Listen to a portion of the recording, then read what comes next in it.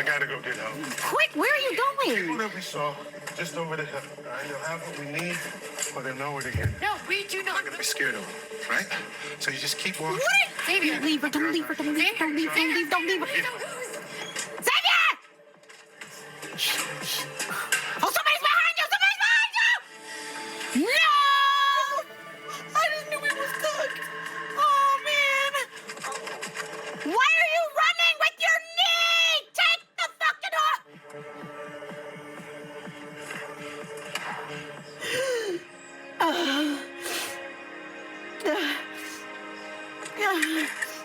Oh, God, I need a minute. Darling on a horse with a little white baby. Lord, have mercy. I done seen it all now, y'all. Go, Xavier! So just so everyone knows, Paradise is trying to kill you.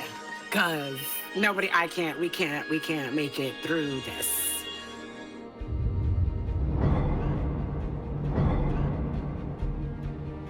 Everybody, welcome back to the official Paradise podcast. I am your host, Ryan Michelle Bethay. And after that emotional episode, make sure you're all caught up by streaming seasons 1 and 2 of Paradise on Disney+. But I might need someone else to host today because I have had several heart attacks watching that episode. Oh, my Shay.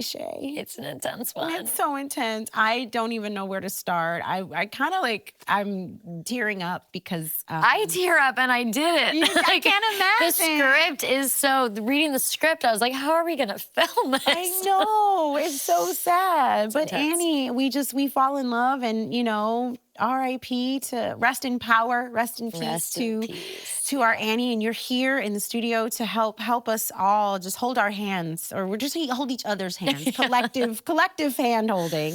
Shailene Woodley, welcome back to the podcast. Thank you you again for being here, and Happy we really to be appreciate it. And we're gonna appreciate this group therapy because I think we all need it, right? I need it for sure. So right? Thank you.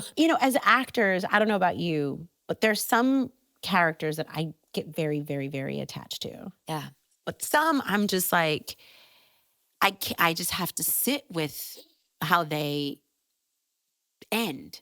Mm. Where were you? Do you miss Annie? What did you? Well, I'm a very emotional person, so talking about death anytime makes me cry.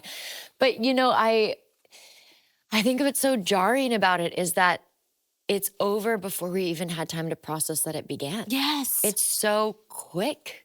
And I think that when someone does go that quickly, it leaves everyone else in a complete tailspin. There's no preparation. There's no time to rationalize or be in your cognitive brain about what is going to happen. It just happens. Yeah. And I think that is what we all probably feel after watching this episode. Yeah. It's like, how is that real? That can't be real. That can't be real. That didn't actually happen. Did it actually happen? No, it didn't actually happen. Right. No, and you keep waiting for the Deus Machina. Yeah. Right, to just come and save her some kind of way. You keep hoping for something. And Sterling is there, who's like the guy who usually always has the answers. Right. And who Xavier, he always knows how to provide and protect. And I think, one of the things that gets me the most, and he's so brilliant in that scene, is obviously Annie's having her thing, but if you watch his face and his posture, what he does is so genius. You watch him know and recognize how helpless he is. And then the guilt of being helpless in a situation that actually needs his help the most. Yes. And knowing there's literally nothing he can do apart from hold and be held. And her father, he was leading a group to the bunker to start the world. You will not let her be afraid of people. Promise me, Xavier.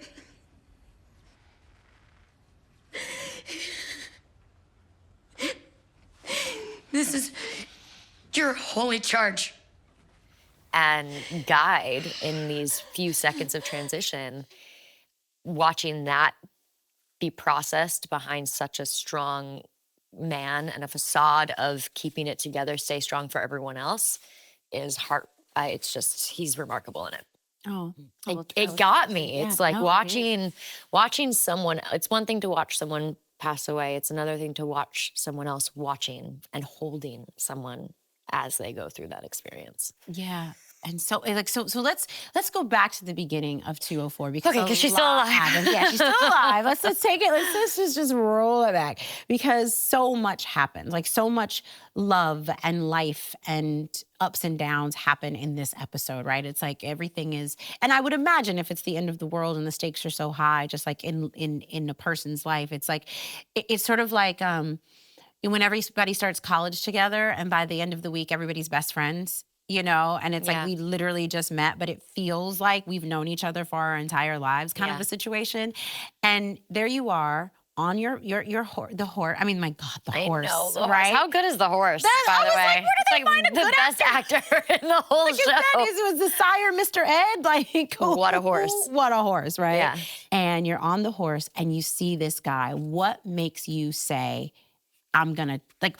I mean, I think we kind of have an inkling, but what makes, of all people, Annie? Yeah. Of all people. Bring him back to Graceland? Yes. I think it has nothing to do with him. She's not interested in helping him. I think she's interested in how he's going to help her. And I think she goes, all right, so clearly this man knows how to fly a plane, which means he came from somewhere. And I remember Link told me that this bunker in Colorado has planes and has access to materials and resources that no other part of the world has. And so I think she clocks all of that together and somewhat assumes maybe he came from Colorado. And if he didn't come from Colorado, he has information that she doesn't have. So he's a very important resource for her to lean on. And do you think the fact that he's so incapacitated makes it easier for her in some ways? Absolutely, yeah. Despite her being so pregnant. Right? No, I thought about that. I was like, if he were in any state to do her harm, Yes. I think it would have been handled very differently. 100%. Right? Yeah. Right. Yeah. I mean, it's really beautiful what Dan created in this because it's what Gail did for Annie in the beginning. Yeah. Gail, I think, also needed maybe a friend at Graceland surrounded by all these dudes. And now has some, a young girl to come communicate with and have a rapport with at work. And by doing so, she saved Annie. And that's kind of what happens with Xavier and Annie is Annie sees that she could use Xavier and Xavier also needs her help. And so she saves him. And there's some synchronicity there. Oh, I've never thought of it that way, but yeah, there very much is. The roles are just switching. Yeah. Now you have a lifeline because, and I said this, I think I mentioned this to Dan, but like anybody who's been pregnant knows what happens when you take your blood pressure. It was like, we all know what's coming, that your blood pressure is getting higher and higher. First we see you take it. Yeah. And then we see that look on your face. It says you see her write it everything. down. And then you see her writing it down and she's just carefully charting. And everybody knows. Well, anybody who's been pregnant knows it's preeclampsia. What's that like? Because Annie has all of the information she needs to be terrified.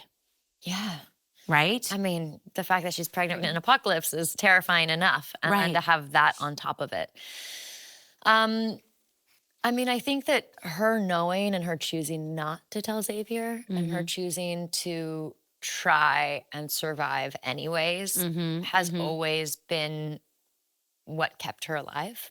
I think that ability to go, okay, sure, there's an apocalypse, but I'm going to pretend like my canned food isn't running out. And okay, I'm now alone because Gail passed away, but I'm still going to talk to the walls because I don't want to pretend like I'm in a house completely alone. And Annie has always used different survival skills of, I don't want to say ignoring the problem, but managing the problem and just not making it the most important thing in the room to focus on. And I think that's what she did here as well, which was, this is a very real, very life-threatening thing that she's experiencing, and yet she's not going to give it the power until that power is absolutely taken. Well, that makes sense because it probably keeps you as calm as you can. I mean, that's the other thing. The reality is you have to stay as calm as you possibly can. Yeah. Because any kind of freaking out. And she wants to give this baby a life, I think that in Annie's mind, she's like, all right, even if something awful happens to me, I'm going to do everything I can to protect this child. And that was something that we spoke at length about, Ken, the director, Sterling and I, and Dan going into episode 4 was what has shifted in Annie from episode 1? What was the shift from her experience with Gail, her experience with Link and the guys? Because she is more trusting once Sterling's in her house. You know, she does handcuff him, but he's also a strong man. Like if he wanted to get out of it, I'm sure he could have figured it out. And she knew that. But and I'm not a mom yet, but you can speak to this. And I asked friends of mine who are mothers, there is a mama bear, I will do anything to protect my cubs energy that I think exploded in Annie the minute she found out she was pregnant. And the fear of leaving the home, the fear of being around people, the fear of everything that has ever stopped her in life. I don't want to say it went away, but it had zero power over her anymore because her North Star was protect this child, make sure that the pregnancy is as healthy and as strong as possible for this baby, because this baby is going to be born into a world that is really dark and really difficult. And she wanted to give it as much light as humanly possible so that when this baby was born, there was an opportunity for life that maybe did have a little bit of hope in it. I think that was sort of Annie's way of coping with everything. And it gave her these guts that I think we saw glimpses of it in episode 1, but absolutely she had nothing to fear anymore in episode 4. I'm wondering, because I was with Annie when Xavier wanted to go and like go find help. How dare he? That's exactly what I said. Yeah. I was sitting there and I was like, now when you get shot by these crazy people, it's gonna be whose fault? Your fault. Right. But I was so with your character in the sense that we can't trust anybody. Yeah. Like in that situation, where would you fall? Like, were you with Annie? Are you more of a trusting person? I mean, I'd be a little more torn than Annie because I think I'm always like, all right, if we don't have the medical equipment now, then go, I need you to get it. But Annie's harboring the secret, right? She kind of knows it doesn't matter whether he gets the equipment or he doesn't get the equipment. Like, the baby's gonna be okay because babies have been born all over the world with no tools or no equipment and they're fine. But she knew that she probably wouldn't be. And so when he leaves, it's more than just him leaving in the middle of a labor. It's him leaving and her thinking, even if I have this child and I manage to birth this child alone, this baby's not gonna have anyone on the other side. And I think that is all going through her head, the panic of that and knowing that the end is probably very close is like the biggest. When do you think Annie, I mean, I know she doesn't really have much of a choice in the matter, but there feels like there's a moment when Annie and Xavier become, for even the briefest of time, a really good team. Yeah. So much so that you have as much peace, it feels like Annie has as much peace as she's going to get giving her baby to Xavier. Oof, that makes me cry. Right? No, but when does, I mean, I know it has to happen for Annie. She has to make that choice, but you actually don't have to make the choice. I mean, there are other people there. You could have been like, okay, this lady right here, you take my, when does that happen for Annie? I think that Annie, amazing, right? I think that Annie sees an equal in Xavier, and it's the first time in her life she's ever felt she's had an equal. I think that she sees him as someone who's fully capable on his own, who does not need her. He needs nothing from her. Even Link, who she's in love with, needed something from her. He needed her. Gail needed her. Her mother needed her. Graceland needed her. But Xavier does not, and yet he still chooses her. And I think that there's a piece of that for Annie that is a melting and a relief that she's like, I have this oak tree beside me that's fully rooted and available and offering me a peace and a safety and a security, but not from a place of, it's not transactional. Yeah. Even though it is on paper, they're gonna go to Atlanta, then they're gonna go to Colorado. They have this whole kind of transactional plan. What develops from there and sprouts from there is, I think, two people. And I think Xavier feels the same thing from her. Like, damn, this pregnant lady doesn't need anything from me. She's stitching me up. She's the one telling me what we're gonna do. And I think that there's a silent respect that these two people have in a world surrounded by a lot of people that maybe they haven't necessarily deeply respected before. They might have loved, enjoyed the company of, felt inspired by or educated by people in their surrounding, but to have deep respect for someone, I think really brings an inner peace. Would you trust Sterling with a baby in the apocalypse? Of course I would. You know, my favorite thing actually about working with Sterling, because I was like, what's it gonna be like? Xavier's so intense. Yes, you know, like what is this? And the first day on set, I just hear this music and I hear someone like jamming to music on the soundstage, getting his touch-ups, dancing, and I see his shadow through this like tent, the touch-up tent. And I was like, oh, I like this guy already. So yes, I would trust that guy with my baby because I feel like that kid would be protected, he'd be seen, and there'd be a lot of play. Thank you for being on the pod today, and thank you for being such a great lead-in. I don't think my husband's ever had anything like that because we get to talk to Sterling and James Marsden next. Great. Yeah. Shailene, my Shay-Shay. Your Shay-Shay. You will I love forever that. You be claimed my that. Shay-Shay. It's yours. I offer it to you. Thank you, thank you, thank you, thank you. Thank you so much. Thank you. All right, let's prep OR2. What's going on? The baby's heart rate dropped. There's been a prolonged decel. We're prepping Mrs. Brown for the OR. We need to do an emergency C-section. Excuse us. Watch behind. On your left, coming through. Stay with me. Right here. On your left. Where's the father? Second He was a staffer on the plane carrying Congress. Excuse us. Behind you. I'm gonna go in there with her. Doctors have got this. Let them do their jobs. Sir, I can't allow you to go in there unescorted. Okay, well then scrub the fuck up, Xavier. Stay here. Okay, welcome back. I want to welcome back my guests. I want to welcome back everyone to the podcast. This episode I had to take down in two chunks because it was too much. Really? It was too much. It was too much. Okay. It's everyone says shocking, but I think we can't use the word shocking anymore about Paradise because it's too much. Okay. So, James Marsden, Sterling Kelby-Brown, Yes, you guys are back. You guys have a baby together in this episode, right? Yes. You have a baby. First There's a baby whole born in the bunker happens on Yes. this watch. Yes. Yes. So my first real question, Yeah. is it true that they have found babies living for 3 days in earthquake rubble? Yes. It is true. Yes. We're going to go with that. It Okay. is true. It is true. All right. Human beings are incredibly resilient. Yes, human beings That was an are, actual but, line that I say. Yes. in the operating room. He was in the operating room, Yeah. calming her down, which Yeah. leads me into the episode because it was really, really, really lovely the way in which they used your character. Because we're aching for you to come back. We really are. Because we've missed you. We know that you died. We don't want you to die. We don't want you to go. We're like, come back, and you come back. It's a breath of fresh And- air every time he steps on screen. Very much so. For sure. Hey, the woman of the hour. How are you, doctor? Mr. President. Oh, Cal, please. How we feeling? Feeling good? Excited? Any nerves? Any regrets about the cost of college education in 2043? There's a levity that he brings to serious situations, and there's a balance to both of them that you have. Like something very serious, a baby is being born. Life is transpiring in our new world. So you want to comfort this woman and let her know it's historic and that I'm here for you. Yeah. That's, And you want to unify everybody in this new community as Yeah. well. Like, he has the sort of way he sort of barges into Sinatra's office.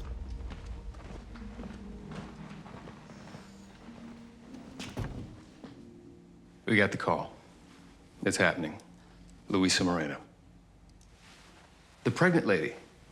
She's gonna be the first woman to give birth down here. I know who she is. I'm wondering why you think it's a reason to burst into my office unannounced. That wasn't really a burst. It was more of an amble. But look, this is a big moment. We've been down here for 5 months. This is my first chance to give people a reason to smile, a chance for everybody to see that we have a future here, that this is hope. He leaves that conversation. She just wasn't really interested in having the No. conversation. I said, let's give everybody something to be positive about. Yeah. And so that's behind the whole thing. And this is a woman who lost her husband in one of the planes that went down. Yep. And so he wants to be that figure for this woman and also kind of unite everybody and lift everyone's spirits. It's a great first baby being born in the bunker. It's huge. It's Huge. gigantic. So, Yeah. Yeah, and I love the fact that we get, again, we talk about the balance of the humor and the reality of the situation, which is this is, once again, very real for you. This is what you're good at. you know, which is James. We talk about James and Cal I've done being that as one well. of the same. You know, like you guys are good at bringing the hope. You guys are good at bringing the like, no. We are human beings, and I that's what I think I love so much about not just this episode, but the overarching theme of season 2, which is we have to hold on to the things that keep us human. And it's just it's sprinkled in there. And I think it starts here, with you, when you're like, no. People celebrate babies. Right. Yeah. And we're going to celebrate this baby, Hope. Yeah. You know, which she doesn't name the baby Hope. Well, that's the levity there, right? Yes. But you do get How do I get a name Hope? you see him just trying to get his agenda going there on the side a little bit. And you guys were in the room together, and we what was it like for you guys being back together? Because I had actually forgotten that you don't like him at this point, which is a whole other point of contention that we don't have time to talk about. Sure. But I forgot, and speaks to you being such a good actor, because I was like, why is he being so mean? Oh, he don't like him. What was it like for you guys being back, getting to play again and play that dynamic that we miss, that the two of you?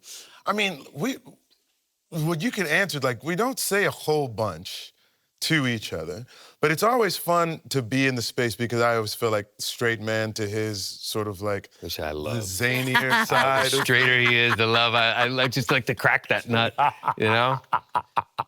So it's a good dynamic, but I also just sort of loved listening. I think one of my favorite things of Xavier is that he does do a lot of listening, and what I take from the scene in the bunker to outside is like, oh, this man is really comforting this woman through this situation. Like there's a lot of things that could easily stress her out. The doctor's running around, and you have a way of reframing it and contextualizing it for her in a way that, like, look, these are people who know what they're doing. And all these people are here for you. And then when it's done, you see them leaving, that means there's nothing else to be done. Nothing to worry about. Everything is fine. Hey, you see this? They're leaving because there's nothing else to do in here. Baby's okay. Everything's okay. So like that idea of being able to comfort, I think for Xavier, when he's out by himself trying to figure it out, is like, all right, how do I comfort this woman? How do I try to create for her what I saw the president create for the woman in the bunker with all the other accoutrements? And we don't have any of that, but like still taking the kernel of that and trying to apply it to that real life situation. Well, Sterling, you do have real life experience. I do. With children, babies. I didn't know if you wanted to talk about that or not. Because now I realize, I was like, you were so gentle and loving with Annie. Yeah. And at no point did you tell her she wasn't crowning. At no point did you tell her to go back to bed.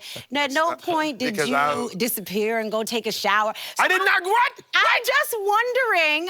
Take a shower. Well, okay, I was in the shower and you disappeared. And I didn't know where you were for like 45 minutes of my labor. I wasn't in labor that long. You went into the shower.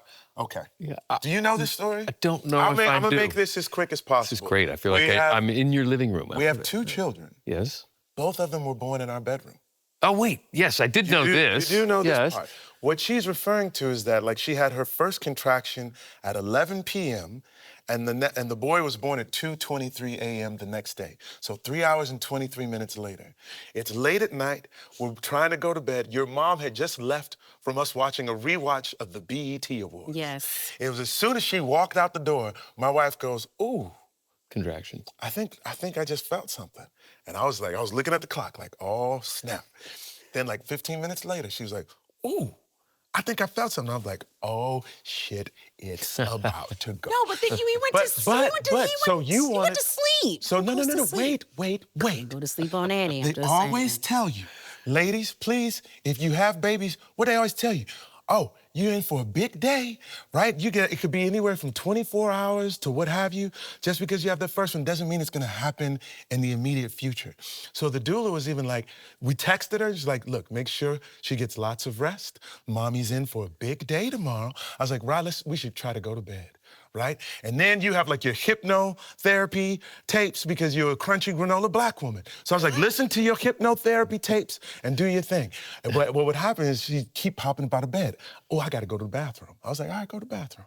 And then I try to get her back to come into the bed, try to get her to relax or whatnot. Then one time you came crawling out of the bathroom. And I tried to do this thing where I hold her hips up and together because that's supposed to relieve pressure off your lower back. But I was doing it, no, so you're right. Thank you, I was thank rubbing you. your back. I was rubbing You're right. I was asleep. Where? Yes, Wait, where I were was you when rubbing you your were back. rubbing my back? I was in the bed. Okay. Trying to coax And you how many back hands to did the you bed. use? Two or one? No, one or two. One while you. I only it got was this more of many. like It was one of a these. sleep And at a certain point, you go, I need you to get out of the bed and come rub my back. And then I knew, oh, this shit is popping. My point is that, and even bringing that up, is now that you've seen Xavier act very differently with a sense of urgency and purpose during a labor, would you have? I'm gonna fire you right now. I have the power. You're about to go. Would you have done anything differently with your wife? Can I say, was I calm? You were sleepily calm, yes. Yeah. Ooh, Ryan.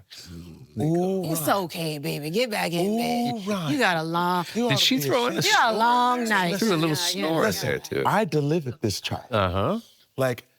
We got the midwife on the phone or whatnot. So she said, I think I'm in labor or something like that. No, I said, I think I'm crowning. She and said, you I think I'm crowning. And I said, oh, sweetheart, you can't be crowning. It's too soon.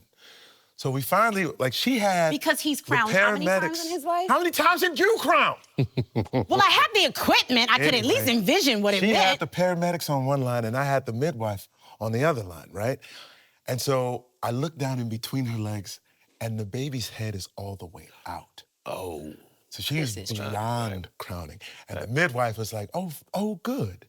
She said, wait for mommy to push again and catch the baby, because we didn't know if it was a boy or a girl. Yeah. And then, so put him or her on mommy's lap so they can start bonding. Sure enough, the bird pushed again.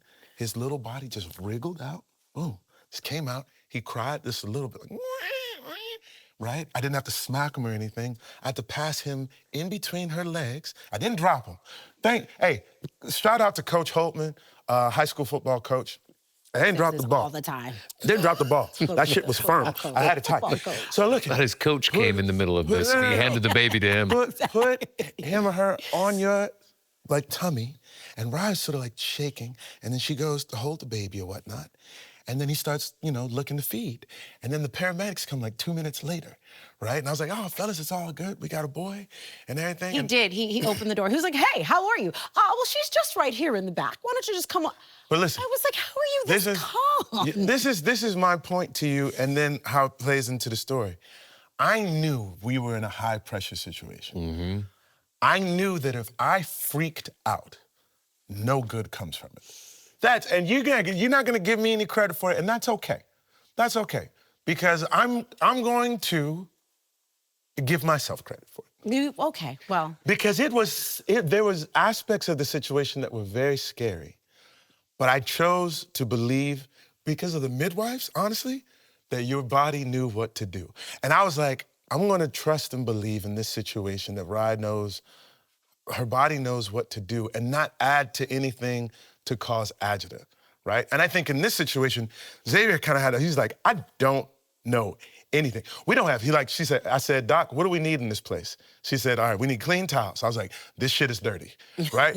I need some instruments to do this. I was like, all this shit is dirty. I was like, girl, I gotta go get some help. And she's like, don't trust people. And I was like, no, sis, it's okay to believe in goodness. I gotta go get help. If not help, then at least a few supplies to help you deliver. No. You're not gonna have this baby anytime soon, right? Your contractions are still very far apart. They only come rocketing out in the movies. I can't. You can. Look at me. I will not allow you to have this baby alone. I'll be so quick, Doc.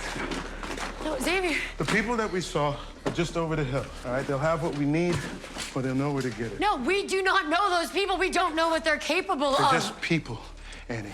And we're not gonna be scared of them, right? So you just keep walking, keep breathing through your contractions. I'll be back in 15 minutes. Xavier? Here, take this. No. Just take this. Please, please don't. Xavier. Right, I'll be right back. Okay. Xavier. Sorry. Xavier, We please need don't help. go. Xavier. Right? It's I know we don't know everything that's out here in the world. I've already gone through some crap, but I'm gonna choose to believe that something is gonna be here for us rather than against us. And it wound up working out in that way. she needed something very different than you did in that situation, right? So stop hating on me. Stop hating on me. Did he answer your question? Would you do anything different? Would I do anything different from what? No. Oh. In that situation, I could imagine that if I believe that everything's gonna be fine, your body knows what it's doing. Energy is contagious. That could be right. Both of you brought such the right energy in both of those scenes to the people that you were assisting in terms of birth, right? You brought the trust energy, right? That she had to trust these people, trust herself, trust that the world is not a scary place, right? Yeah. At the end of her life, she gets her life lesson. But you also had that moment of like dialing into what this woman in this very dire, could be dire situation, and she's surrounded by everything, right? But there's still that panic. One has nothing, one has everything, but the feeling of fear is the same. Sure. You know what I mean? Yeah, absolutely. And it's a sterile environment to begin with, and it can be sterile in tone, right? Like there's not, these doctors sometimes are so clinical. You bring one. Like she still can feel very alone in that situation. And I think I just imagine what a strong, supportive presence would look like. Yeah. Or how, I would want to be spoken to if I was going through something like that. It's also an emergency C-section. Like the stakes it didn't go according to plan. In either of their situations, it didn't go according to plan. Right, absolutely. Why don't we say thank you to both of you, James and Sterling, for being a part of this. What an episode of TV. What an episode, well, thank you. Like it really was special. And it's special for you guys to be here. I'm appreciative. Thank you for being a part of this podcast with us. Of course, anytime. I love this man. This is LA. I love this man. You could be doing anything, but you came to be with us and me, and I so appreciate it. Well, for real. Yeah, thanks, my pleasure, and thank you for saying all the nice things you said. Tried to give everyone we found out there some dignity, some grace.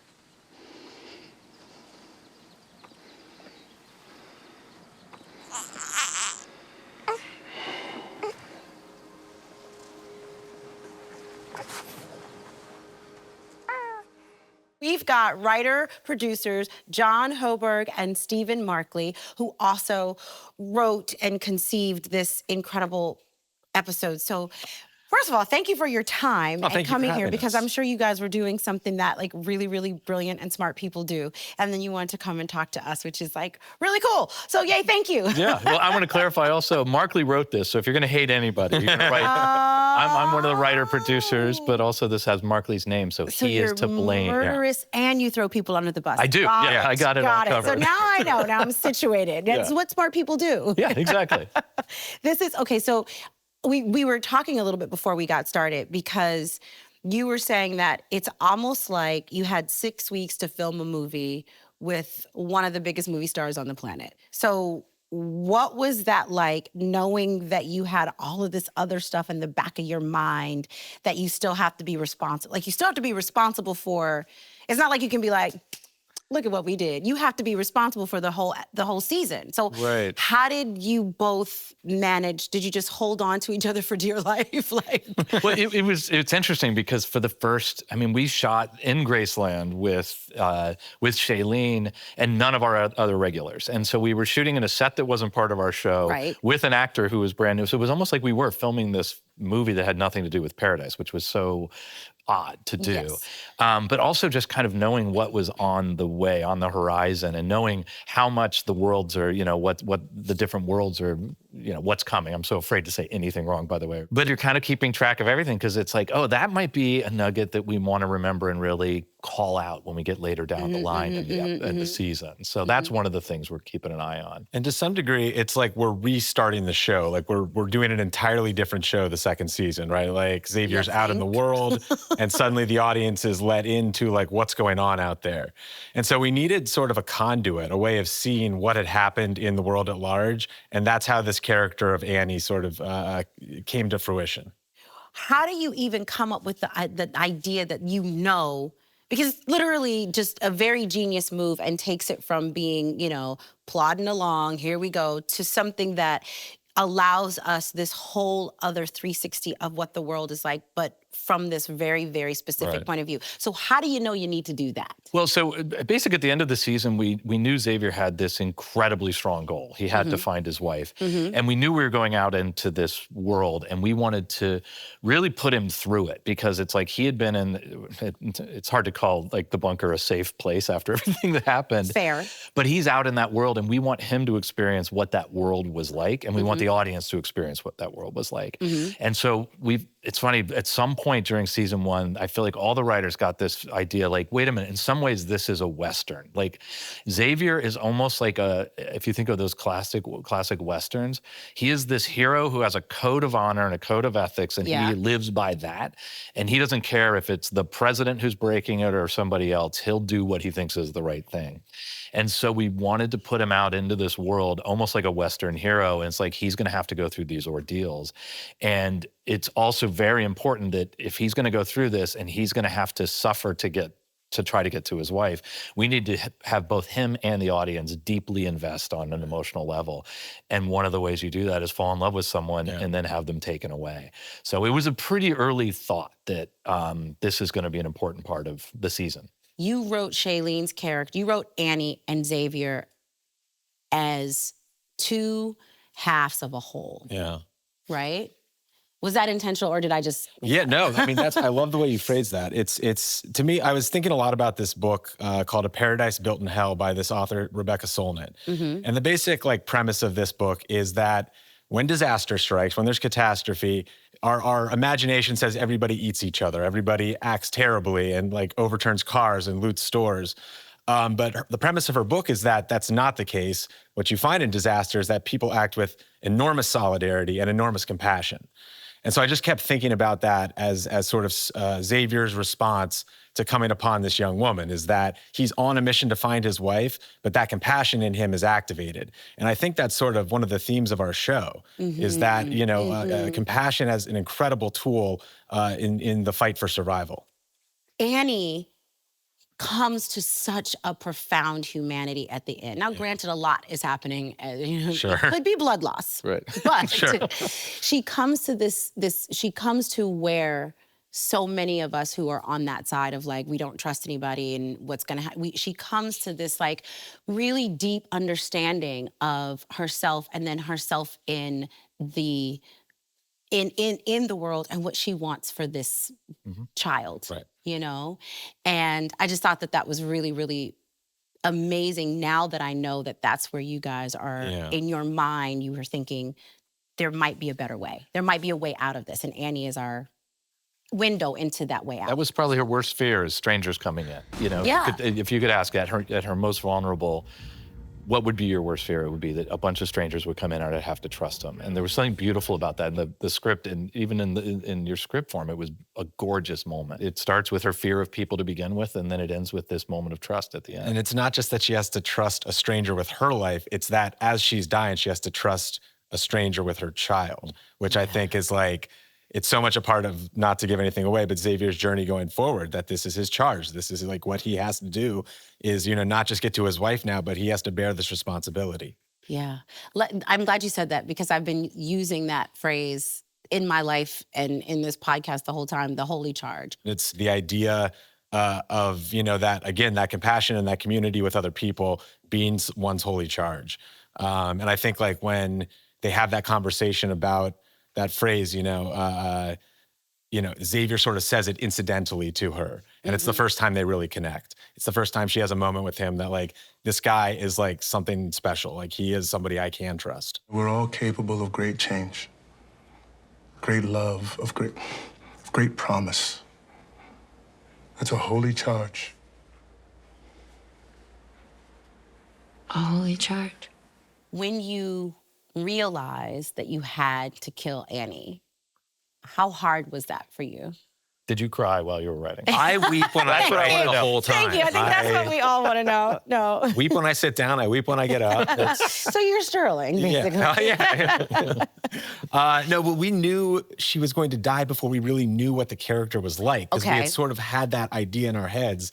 And then like when I was getting to the end, towards the end of writing it and sort of like understanding like the gravity it would hold in the series, I was like, oh, thank God I got this episode, because it was an enormous challenge, but also like very, I don't know, this is the wrong word, but it was fun to go tackle that. You know, it was fun to like go after that challenge and to try to find that moment of grace between these two people in this awful moment. I wish you hadn't killed her. One of my favorite scenes in second season is when Xavier's talking to, I forget the character's name, after Annie dies. And it's a monologue that Markley wrote that is just beautiful, just a kind of about time and passage of time and death. And it's just so novelistic, not surprisingly. But it's one of my favorite parts of the whole season. Yeah, I look at Tony sometimes and I think, I cannot goddamn believe I'm his grandma. It seems like just yesterday I was sneaking off under the bleachers at the football games trying to get laid with my first boyfriend. Now, here I am, an old woman, looking after a snotty little boy with my same eyes, wondering what he'll have to live through. And it all happened just like... We all forget how close we are in time, how quickly our sins become our children's burdens. Everything starts with the script, with the words, and thank you so much for all of that and for being brilliant. We appreciate you. Go continue to be brilliant. All right, let's go right. Thank you. Paradise, the official podcast, is now streaming. And stream Paradise on Disney+.